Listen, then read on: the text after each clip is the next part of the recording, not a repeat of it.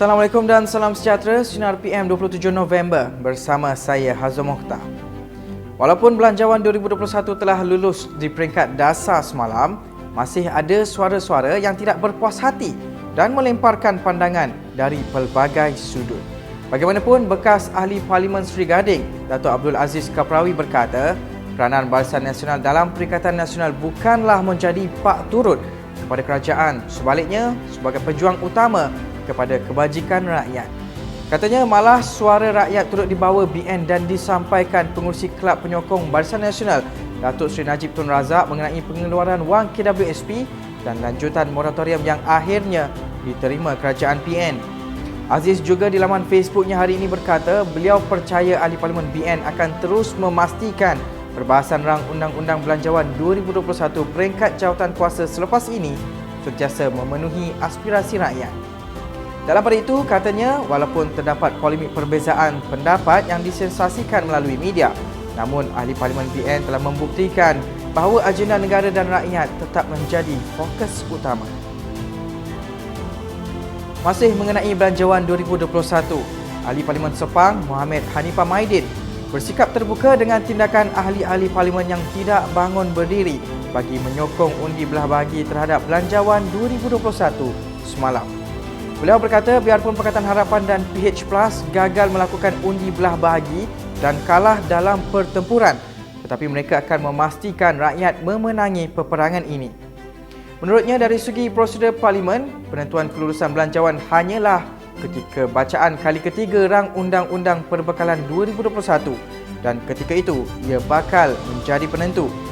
Bagaimanapun, ketika menjelaskan mengenai 13 ahli parlimen yang menyokong undi belah bahagi, Hanifah berkata bahawa Ahli Parlimen Seremban daripada DAP, Anthony Loke, telah memberi sebab bahawa adanya saranan daripada Ketua Pembangkang, Datuk Seri Anwar Ibrahim untuk tidak menyokong undi belah bahagi yang menyebabkan ahli-ahli Parlimen Pembangkang yang lain mengikut saranan tersebut. Ini pula mengenai wang helikopter seperti yang pernah disarankan Timbalan Menteri Belia dan Sukan Wan Ahmad Faisal Wan Ahmad Kamal. Timbalan Pengarah Pusat Idea Universiti Kebangsaan Malaysia Profesor Madya Dr. Zulkifli Abdul Karim berkata, secara asasnya Malaysia dan mana-mana negara sekalipun di dunia mempunyai 3 cara untuk memastikan kerajaan mendapat hasil, iaitu menerusi kutipan cukai, terbitan bond atau dengan mencetak wang. Justru beliau berkata kedudukan kewangan Malaysia ketika ini dilihat masih belum sampai ke tahap perlu menggunakan konsep wang helikopter atau kerajaan perlu mencetak wang lebih untuk menstabilkan ekonomi. Ini kerana katanya Malaysia masih belum sampai ke tahap wang helikopter kerana cukai masih dapat menampung perbelanjaan operasi walaupun mempunyai defisit dalam bajet. Namun Dr. Zulkifli menegaskan Malaysia tidak boleh terlalu selesa dengan keadaan sekarang kerana belanjawan yang defisit boleh menjatuhkan grade bond negara. Kali ini kita ke sebuah berita yang kurang enak didengari. Seorang penceramah bebas yang juga bekas peserta program realiti pendakwah direman 5 hari susulan dakwaan kes rogol tahun lalu. Ketua Polis Daerah Shah Alam Asisten Komisioner Baharudin Mat Taib berkata perintah reman dikeluarkan bermula hari ini sehingga Selasa depan untuk siasatan bawah Seksyen 376 Kanun Keseksaan. Menurutnya, lelaki terbabit ditahan selepas hadir ke Ibu Pejabat Polis Daerah Shah Alam pada jam 11 malam tadi. Difahamkan mangsa kini dilaporkan masih menerima rawatan susulan di Hospital Sultan Haji Ahmad Shah Temerloh kerana telah mengalami tekanan perasaan yang teruk serta trauma akibat kejadian tersebut. Terdahulu tular apabila seorang pemilik akaun Twitter mendakwa pendakwa terbabit merogol seorang gadis dan pemilik akaun berkenaan mendakwa rakannya mengalami trauma akibat menjadi mangsa rogol. Kita beralih ke berita sukan. Pembantu jurulatih AC Milan, Daniel Bonera menyifatkan skuad Rossoneri itu tetap tampil bersemangat biarpun tanpa kelibat penyerang sensasi Zlatan Ibrahimovic.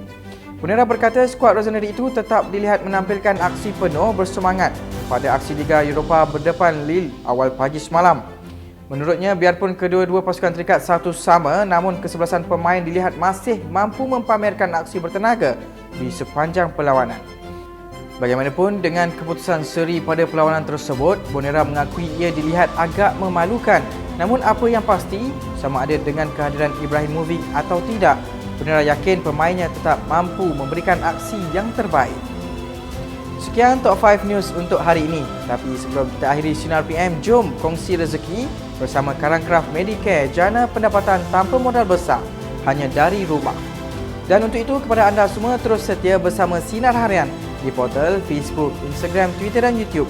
Dan jangan lupa untuk mengaturkan aplikasi Sinar Harian bagi mengikuti perkembangan semasa dalam serta luar negara.